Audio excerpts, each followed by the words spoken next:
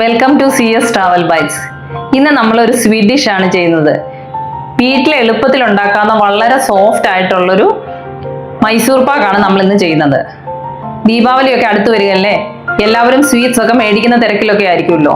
അപ്പം നമുക്ക് വീട്ടിൽ തന്നെ എളുപ്പത്തിൽ ഉണ്ടാക്കാമെങ്കിൽ എല്ലാവർക്കും ഇഷ്ടപ്പെടും. സ്വീറ്റ്സ് ഇഷ്ടപ്പെടാത്ത ആൾക്കാർ ആരും തന്നെ ഉണ്ടാവില്ലല്ലോ. ഇതിനാണെങ്കിൽ അധികം ചേരുവകൾ ഒന്നും തന്നെ വേണ്ട, വെറും 3 ചേരുവകൾ മാത്രം മതി നമുക്കിത് ഉണ്ടാക്കാനായിട്ട്. നിങ്ങൾ ആദ്യമായിട്ടാണ് ഞങ്ങളുടെ ചാനൽ കാണുന്നതെങ്കിൽ ലൈക്ക് ചെയ്യണം, ഷെയർ ചെയ്യണം, സബ്സ്ക്രൈബ് ചെയ്യണം. അപ്പം നമുക്ക് നല്ല കുക്കിങ്ങിലേക്ക് കിടക്കാം. മൈസൂർ പാക്കിന് നമുക്ക് പ്രധാനമായിട്ട് വേണ്ടത് കടലമാവാണ്. കടലമാവ് നമ്മൾ 1 കപ്പാണ് എടുത്തേക്കുന്നത്. നമ്മൾ നമ്മുടെ കയ്യിലുള്ള ഒരു 250 ml ഒരു കപ്പിലാണ് അളവിലാണ് ഇത് എടുത്തേക്കുന്നത്. ഈ കടലമാവ് ഇതേ അളവിൽ തന്നെയാണ് നമ്മൾ ബാക്കിയുള്ള ചേരുവകളും ഈ കപ്പിൽ തന്നെയാണ് എടുത്തേക്കുന്നത്. നമ്മളിപ്പോൾ ഉണ്ടാക്കാനായിട്ട് എടുക്കുമ്പോൾ നമ്മൾ ഒരേ അളവിൽ എടുക്കുകയാണെങ്കിൽ അതായിരിക്കും എപ്പോഴും നല്ലത്. നമ്മൾ ഈ കടലമാവിനെ ഒന്ന് അരിച്ചിട്ട് അതിനെ ഒന്ന് ചെറുതായിട്ട് ചൂടാക്കി ഒരു 2 മിനിറ്റ് ഒന്ന് ചൂടാക്കിയിട്ട് അതിനെ പിന്നെ ഒന്നും കൂടെ ഒന്ന് അരിച്ചിട്ട് എടുത്തു വെച്ചേക്കുന്നതാണ് നമ്മുടെ ഇത്. ഇതിൻ്റെ കൂടെ നമ്മൾ ഒരു 1.25 കപ്പ് നെയ്യ് എടുത്ത് വെച്ചിട്ടുണ്ട്. ഈ നെയ്യിൽ നിന്ന് നമ്മൾ ഒരു 1/2 കപ്പ് ഈ കടലമാവിനകത്തോട്ട് ഒഴിച്ചിട്ട് നന്നായിട്ട് വിസ്ക് വെച്ചൊന്ന് മിക്സ് ചെയ്ത് കൊടുക്കണം. നമ്മൾ ഈ ബാക്കിയുള്ള നെയ്യ് മാറ്റി വെക്കുക. നമ്മൾ ഇതിനെ നന്നായിട്ട് വിസ്ക് കൊണ്ട് ഒന്ന് മിക്സ് ചെയ്ത് കൊടുക്കുക. ഇപ്പൊ കടലമാവും നെയ്യും കൂടെ നന്നായിട്ട് മിക്സ് ആയിട്ടുണ്ട്, ഒട്ടും കട്ടയൊന്നുമില്ല. ഇതിനെ നമ്മൾ ഒരു സൈഡിലേക്ക് മാറ്റി വെക്കുക. നമ്മൾ ഒരു ട്രേ എടുത്തിട്ട് അത് നന്നായിട്ട് ഗ്രീസ് ചെയ്ത് അതിന്റെ മേളിൽ ബട്ടർ പേപ്പറും വെച്ചിട്ടുണ്ട്. അത് നമ്മൾ മൈസൂർ പാക്കിന്റെ മിക്സർ ഉണ്ടാക്കി കഴിയുമ്പോൾ അത് പെട്ടെന്ന് തന്നെ നമുക്ക് ഒഴിച്ചു വെക്കണം. അല്ലെങ്കിൽ അത് അന്നേരം നമ്മൾ ഗ്രീസ് ചെയ്യാൻ നിന്നാൽ ചിലപ്പം പെട്ടെന്ന് സെറ്റ് ആയി പോകും. അപ്പൊ അതിന് മുമ്പായിട്ട് നമ്മൾ നേരത്തെ തന്നെ ഇത് പ്രിപ്പയർ ചെയ്ത് വെക്കണം. ഇനി നമ്മൾ ഒരു പാൻ എടുത്ത് വെച്ചിട്ട് ഒരു 3/4 കപ്പ് വെള്ളം അതിലേക്ക് ഒഴിച്ചു കൊടുക്കുക. അതിലേക്ക് നമ്മൾ എടുത്തു വച്ചേക്കുന്ന 1 കപ്പ് പഞ്ചസാര ഇട്ട് കൊടുക്കുക. ഈ പഞ്ചസാരയുടെ കൂടെ നമ്മൾ ഒരു 3 ഏലക്ക പൊടിച്ച് വെച്ചേക്കുന്നത്. ഇത് ഓപ്ഷനിലാണ്, നമുക്ക് വേണമെങ്കിൽ ഇട്ടാൽ മതി. നമുക്ക് ഫ്ലേവർ ഇഷ്ടം ഉണ്ടെങ്കിൽ ഇടാം, ഇല്ലെങ്കിലും കുഴപ്പമൊന്നുമില്ല. അതുപോലെ തന്നെ നമ്മൾ അതിൻ്റെ കൂടെ ഒരു കുറച്ച് എഡിബിൾ ആയിട്ടുള്ള ഫുഡ് കളർ, യെല്ലോ കളറ് അതിൻ്റെ കൂടെ ചേർത്ത് കൊടുക്കുക. ഇതും ഓപ്ഷനിലാണ്, നമുക്ക് വേണമെങ്കിൽ മാത്രം ചേർത്താൽ മതി. അത് അവനവൻ്റെ ഇഷ്ടമാണ് നമ്മൾ ചേർക്കുന്നത്. ഇതിനി നമ്മൾ സിറപ്പ് ഉണ്ടാക്കാൻ പോവാണ്. നമ്മൾ അടുപ്പിൽ വെച്ച് നമ്മൾ ഇതിനെ പഞ്ചസാരയുടെ സിറപ്പാക്കി എടുക്കുക.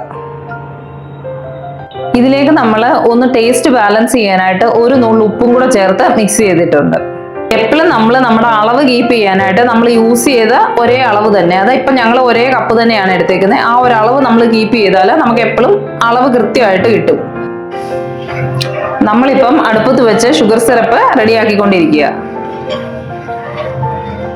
നമ്മുടെ ഷുഗർ സിറപ്പ് തിളയ്ക്കാൻ തുടങ്ങിയിട്ടുണ്ട്. നമ്മൾ ഇത് ഒരു നൂൽപ്പരുവ് ആകുന്നിടം വരെ നമ്മളിത് ഇളക്കി കൊടുക്കണം. എന്നിട്ട് നമ്മൾ ഇതിലേക്ക് നമ്മൾ നേരത്തെ തയ്യാറാക്കി വെച്ചേക്കുന്ന കടലമാവിന്റെ ബാറ്ററും കൂടെ ചേർത്ത് മിക്സ് ചെയ്തെടുക്കണം. നമ്മുടെ ഷുഗർ സിറപ്പ് ഇപ്പോൾ ഒരു നൂൽപ്പരുവ് ആയിട്ടുണ്ട്. നമുക്കിനി ഇതിനകത്തേക്ക് നമുക്ക് ഈ എടുത്തു വെച്ചിരിക്കുന്ന ബാറ്റർ ഒഴിച്ചു കൊടുക്കാം. നമ്മളിതിപ്പോൾ തീ സിമ്മി വെച്ചിട്ടുണ്ട്. ഇതിനി നമുക്ക് നന്നായിട്ട് ഇളക്കി ഇതിൻ്റെ കൂടെ മിക്സ് ചെയ്തെടുക്കണം.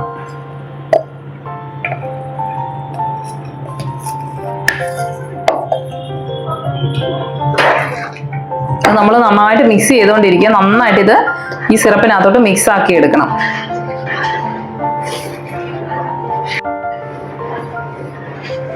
നമ്മൾ കടലമാവിനെ നന്നായിട്ട് ഇളക്കി കൊടുത്ത് ഒരു 2-3 മിനിറ്റ് നമ്മൾ നന്നായിട്ട് ഇളക്കി കൊടുത്ത് ഇതിൻ്റെ ഒരു പച്ച മണം മാറുന്നിടം വരെ നന്നായിട്ട് ഇളക്കിക്കൊണ്ടിരിക്കണം. ഈ കടലമാവിലേക്ക് നന്നായിട്ട് ഷുഗർ സിറപ്പ് മിക്സ് ആയിട്ടുണ്ട്. ഇതിന്റെ പച്ചമണം ഒക്കെ മാറിയിട്ടുണ്ട്. ഇതിലേക്ക് നമ്മൾ ഇനി കുറേശ്ശെ നെയ്യ് ഒഴിച്ചു കൊടുക്കുക. നമ്മൾ കുറച്ച് നെയ്യ് എടുത്ത് ഇതിനകത്തേക്ക് ഒഴിച്ചു കൊടുക്കുക. ഇനി ഈ നമ്മൾ ഒഴിച്ചു കൊടുത്തിട്ട് നമ്മൾ അതുപോലെ തന്നെ മിക്സ് ചെയ്തുകൊണ്ടിരിക്കണം. നന്നായിട്ട് ഇതുമായിട്ട് മിക്സ് ആക്കി എടുക്കണം. ഇനി നമ്മൾ ബാക്കി ഇരിക്കുന്ന നെയ്യും കൂടെ ഇതിനകത്തേക്ക് ഒഴിച്ചു കൊടുക്കുക. നമ്മുടെ കംപ്ലീറ്റ് നെയ്യും നമ്മളിപ്പോൾ ഇതിനകത്ത് ഒഴിച്ചു കൊടുത്തിട്ടുണ്ട്. എന്നിട്ട് നന്നായിട്ട് ഇളക്കുക. ഇത് നന്നായിട്ട് ഈ നെയ്യും കൂടെ നമുക്ക് ഇതിനകത്ത് മിക്സ് ആവും. നമ്മളിപ്പോൾ ആദ്യം ഒഴിച്ച നെയ്യിലേക്ക് കടലമാവ് നന്നായിട്ട് സോക്ക് ആയിട്ടുണ്ട്. നമ്മൾ കുറച്ചും കൂടെ നെയ്യ് ഇതിനകത്തോട്ടേക്ക് ഒഴിച്ചു കൊടുക്കുക. എന്നിട്ട് നമ്മൾ അതുപോലെ തന്നെ ഇനി ഇളക്കി കൊടുക്കുക. മിക്സ് ചെയ്തുകൊണ്ടിരിക്കണം. നമുക്കിത് കണ്ടിന്യൂസ് ആയിട്ട് നമ്മൾ കൈയെടുക്കാതെ ഇളക്കിക്കൊണ്ടിരിക്കണം. നമ്മുടെ മിക്സർ ഇപ്പൊ റെഡി ആയിട്ടുണ്ട്. ഇനിയിപ്പോ നമ്മൾ നേരത്തെ പ്രിപ്പയർ ചെയ്ത് വെച്ചിരിക്കുന്ന ട്രേയിലേക്ക് ഇത് മാറ്റി ഒഴിക്കാം. നമ്മൾ ഇനി ഇത് ട്രേയിലേക്ക് ഒഴിച്ചു കൊടുക്കുക.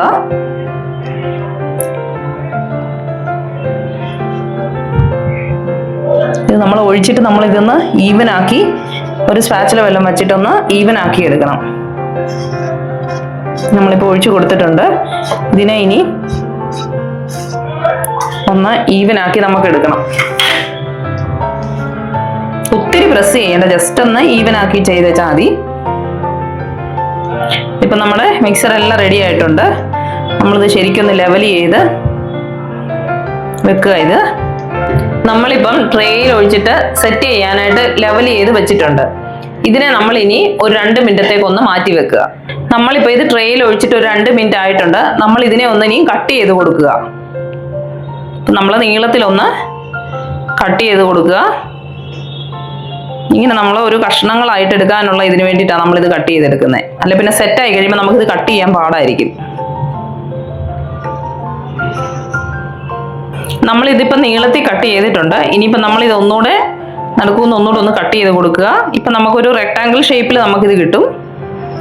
അതിപ്പോൾ നമുക്ക് നമ്മുടെ ഇഷ്ടത്തിനനുസരിച്ച് കട്ട് ചെയ്യാം. വലിയ പീസ് വേണമെങ്കിൽ വലിയ പീസായിട്ടോ ചെറിയ പീസ് വേണമെങ്കിൽ ചെറിയ പീസായിട്ടോ കട്ട് ചെയ്യാം. അത് നമ്മുടെ ഇഷ്ടമാണ്. ഇപ്പം നമ്മളിവിടെ റെക്ടാങ്കിൾ ഷേപ്പിലാണ് എടുത്തേക്കുന്നത്.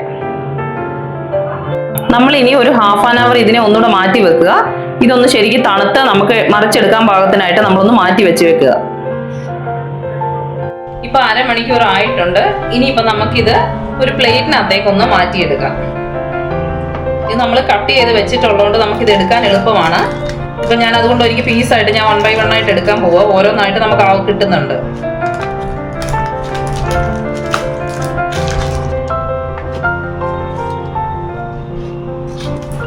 നമ്മൾ നേരത്തെ കട്ട് ചെയ്ത് വെക്കുന്നതുകൊണ്ട് നമുക്ക് കറക്റ്റായിട്ട് നമുക്ക് കിട്ടുന്നുണ്ട്. നമ്മളിത് പേപ്പറൊക്കെ മാറ്റിയാണ് വെക്കുന്നത്.